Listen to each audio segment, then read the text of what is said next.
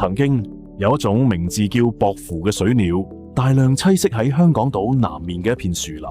呢個地方亦因此被名為薄扶林。我生活咗喺度好多年，等我帶你哋睇下薄扶林嘅新發展啦。經歷時代發展，薄扶林嘅寫法慢慢變成近音嘅薄扶林，一個香港人耳熟能詳嘅地方。喺薄扶林嘅南面，就係香港經典公營房屋華富邨嘅所在地。華富邨於1968年落成，係香港首個以市鎮概念設計嘅屋邨，亦係早期公營房屋建設嘅藍本。但歲月流逝，屋邨大部分設施變得未能滿足現今社會需要。為咗解決屋邨老化問題，行政長官喺施政報告提出喺薄扶林南發展公營房屋，並重建華富邨。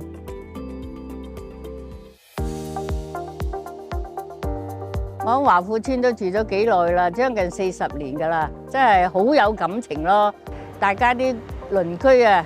又熟絡，仔女喺呢度出世，喺呢度大，環境好嘛，無極大海景，所以大家好中意華富邨。雖然呢個屋邨咧有啲老啦，而家政府好關懷我哋，可以搬新屋，我哋好高興啊，可以原居安置咯。我哋全家梗係希望可以原區安置啦。咁因為本身小朋友都喺附近讀書，同啲隔離鄰舍關係都好好嘅。咁如果假設真係要搬去啲好遠嘅地方嘅話，我哋返工揾食其實會好唔方便。可以原區安置梗係好啦，不過華富邨周圍都係一啲山同斜坡，其實佢夠唔夠地可以做到原區安置，起到咁多公屋呢？香港政府非常重視居民嘅關注同需要，喺華富邨附近積極尋找適合嘅用地興建公營房屋，令受重建影響嘅華富邨居民得到原區安置。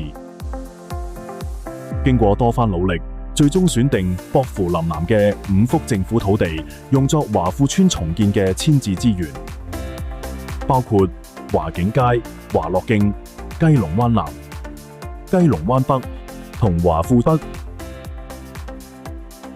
土木工程拓展署主要負責呢5幅用地嘅土地平整同基礎設施建設工程，配合公營房屋發展，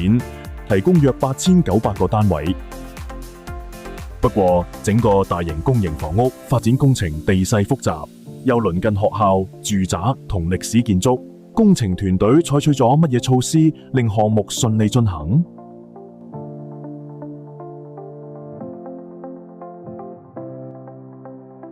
本工程項目高度重視並積極推動工程團隊之間嘅伙伴協作精神。土木工程拓展處與工程顧問、承建商同埋分包商目標一致，緊密合作，通力協調，共同建立一個高效嘅溝通平台，攜手合組，應對工程期間所面對嘅各項挑戰。工程展開初期，部分工地位處山坡地帶，物資運輸存在唔少嘅挑戰，而喺施工過程中，亦發現部分歷史建築物與原先嘅可行性研究同埋設計圖則有所出入。每當遇到問題同埋預示到潛在風險與挑戰嘅時候，土木工程拓展處、工程顧問、承建商均能迅速調整策略，採用最合適嘅施工方案，並靈活運用創新技術解決問題，從而全面為公務工程提速、提量、提質、提效。部分地盤坐落喺冇車路可到嘅崎嶇山坡，喺工程初期對運送物資造成相當困難。以雞龍灣南為例，雞龍灣南地盤原本嘅土地平整設計方案，主要包括一幅由82支鑽孔樁組成嘅擋土牆，但係因為建造鑽孔樁嘅器械種類多而且大型，考慮到地形及物流上嘅限制，工程團隊聯同承建商修訂方案，將鑽孔樁擋土牆改為用泥釘鞏固嘅斜坡，唔單止縮短工期同節省建造成本，同時避免喺斜坡上進行大型吊運工序而可能導致嘅安全風險，集經濟、效能、安全於一身。另外，雞龍灣北嘅其中一幅擋土牆由3.3米直徑嘅鑽孔樁組成，加上地形陡峭，喺有限嘅工作範圍下，工程團隊嚴謹執行安全吊運工序，安排2部130公噸嘅大型吊重機同時運作，應付吊運每次載重量達20幾公噸嘅鑽孔裝鐵料，令興建擋土牆工程得以順利完成。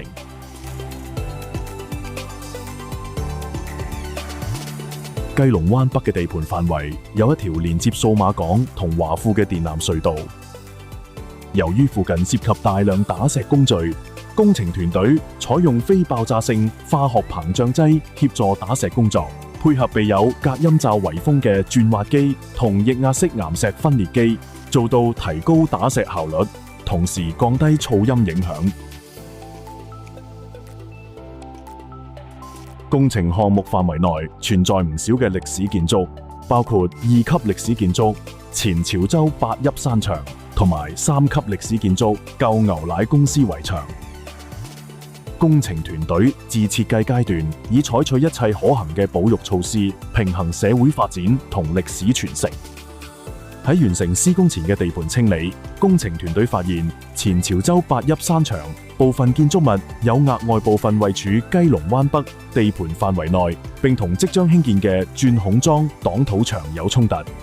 為咗保護咁珍貴嘅歷史建築物，工程團隊迅速及適切地調整設計方案，將擋土牆移開，並與8邑山牆建構保持距離，讓受影響嘅歷史建築物得以保留。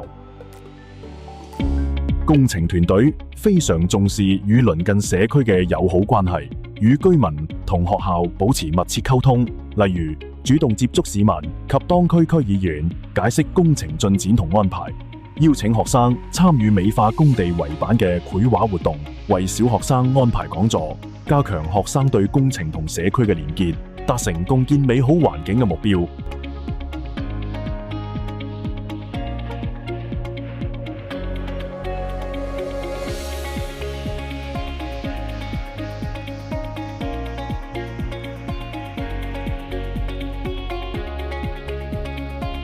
經過4年多嘅努力，喺整個工程團隊嘅協力下，薄扶林南5幅土地嘅平整工程已經順利完成，並移交房屋委員會興建公營房屋，配套嘅基礎建設設施工程亦正全速推進。